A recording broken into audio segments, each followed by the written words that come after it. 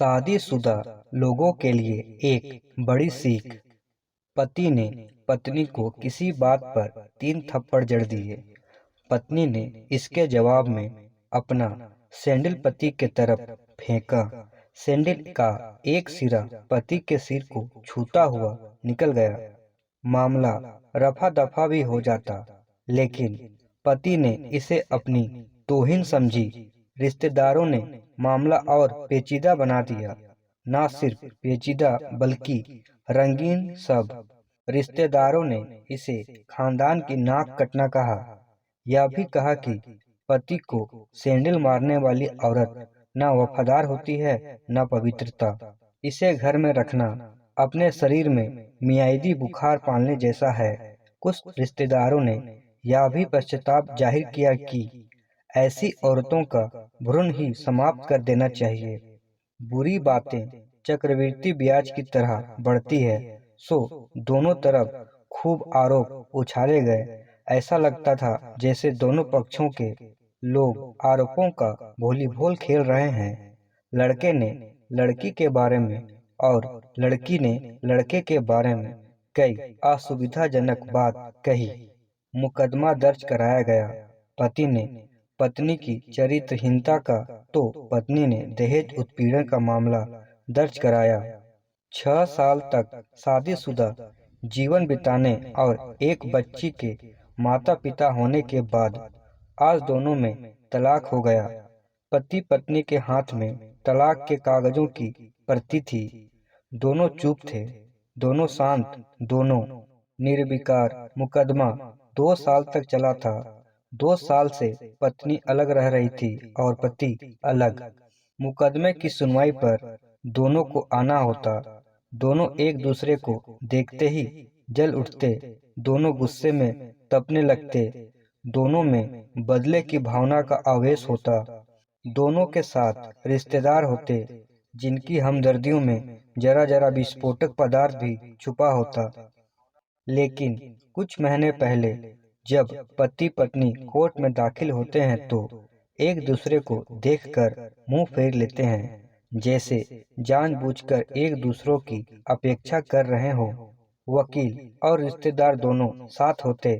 दोनों को अच्छा खासा सबक सिखाया जाता कि उन्हें क्या कहना है। दोनों वही कहते।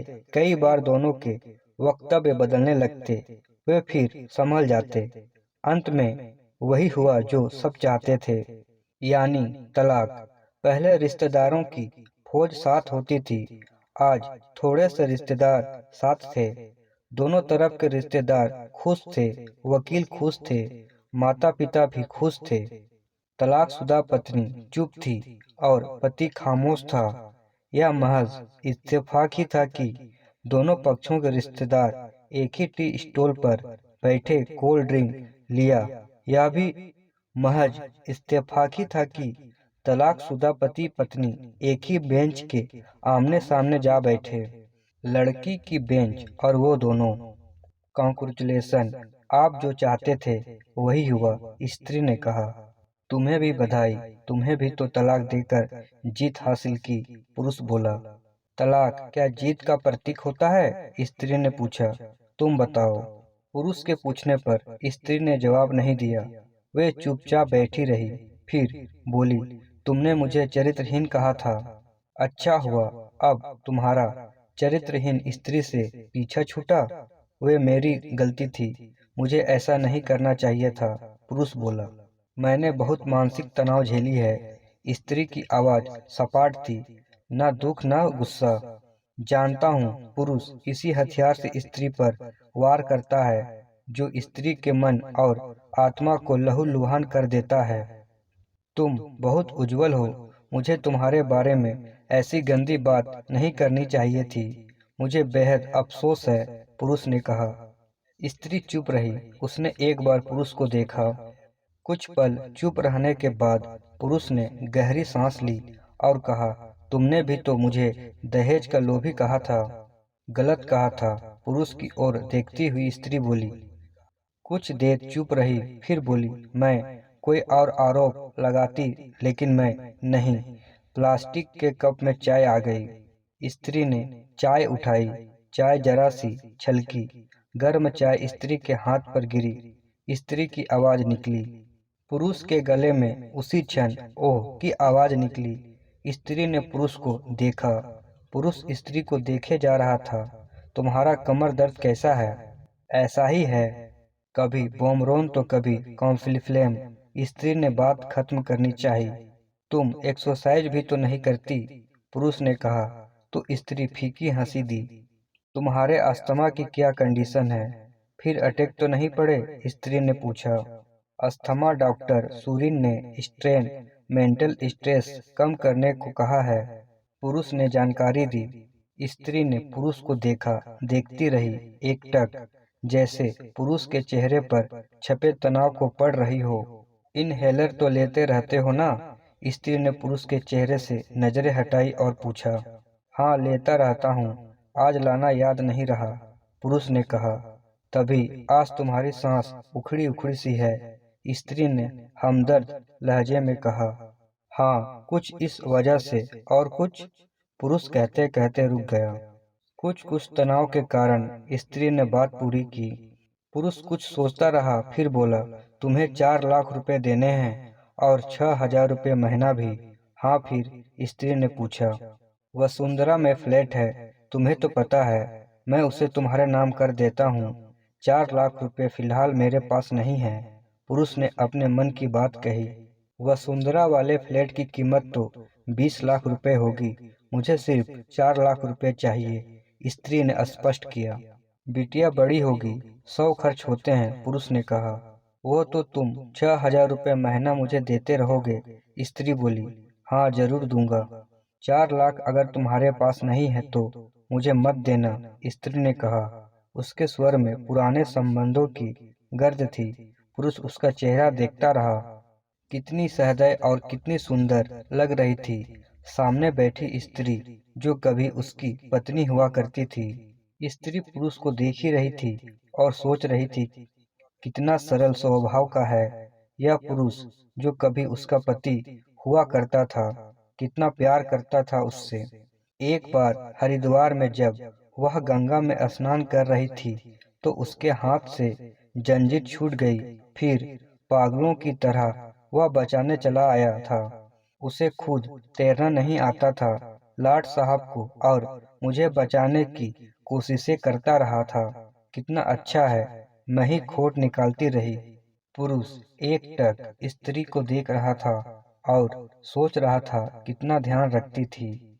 स्टीम के लिए पानी उबालकर जग में डाल देती, उसके लिए हमेशा इनहेलर खरीद कर लाती। सेरेटाइड ऑक्सीहेलर बहुत महंगा था। हर महीने कंजूसी करती, पैसे बचाती और वाक्यूहेलर खरीद लाती। दूसरों की बीमारी की कौन परवाह करता है? ये करती थी परवाह, कभी जाहिर भी नहीं होने देती थी। कितनी संवेदना थी इसमें। मैं अपनी मर्दानगी के नशे में रहा। काश जो मैं इसके जज्बे को समझ पाता। दोनों चुप थे, बेहद चुप। दुनिया भर की आवाजों से मुक्त होकर खामोश दोनों भींगी आंखों से एक दूसरे को देख रहे हैं। मुझे एक बात कहनी है, उसकी आवाज में झिझक थी। कहो, स्त्री ने सजल आंखों से उसे देखा। डरता हूँ, पुरुष ने कहा। डरो मत, हो सकता है तुम्हारी बात मेरे मन की बात हो, स्त्री ने कहा। तुम बहुत याद आती रही, पुरुष बोला। तुम भी, स्त्री ने कहा। मैं तुम्हें अब भी प्रेम करता हूँ। मैं भी, स्त्री ने कहा। दोनों की आंखें कुछ ज्यादा ही सजल हो गई थी। दोनों की आवाज जज्बाती और चेहरे मासूम। क्या हम दोनों जीवन को नया मोड़ नहीं दे सकते? पुरुष ने पूछा। कौन सा मोड़? हम फिर से साथ साथ रहने लगे, एक साथ पति पत्नी बनकर, बहुत अच्छे दोस्त बनकर। ये पेपर, स्त्री ने पूछा। फाड़ देते हैं, पुरुष ने कहा और अपने हाथ से तलाक के कागजात फाड़ दिए। फिर स्त्री ने भी वही किया। दोनों उठ खड़े हुए, एक दूसरे के हाथ में हाथ डालकर मुस्कुराए। दोनों पक्षों के रिश्तेदार हैरान परेशान थे। दोनों पति पत्नी हाथ में हाथ डाले घर की तरफ चले गए। घर जो सिर्फ और सिर्फ पति पत्नी का था। पति और पत्नी में प्यार और तकरार एक ही सिक्के के दो पहलू हैं। जरा सी बात पर कोई ऐसा फैसला ना ले कि आपको जिंदगी भर अफसोस होगा। विशेष इस कहानी से हमें ये सीख मिलती है कि हमें कभी भी किसी के बहकावे में आकर या शक में अपनी निजी जिंदगी को बर्बाद नहीं करनी चाहिए। लोग सिर्फ घर तोड़ना जानते हैं, जोड़ना नहीं। इस तरह के मोटिवेशनल कहानी के लिए हमारे चैनल को सब्सक्राइब करें, लाइक करें, शेयर करें और कमेंट जरूर करें।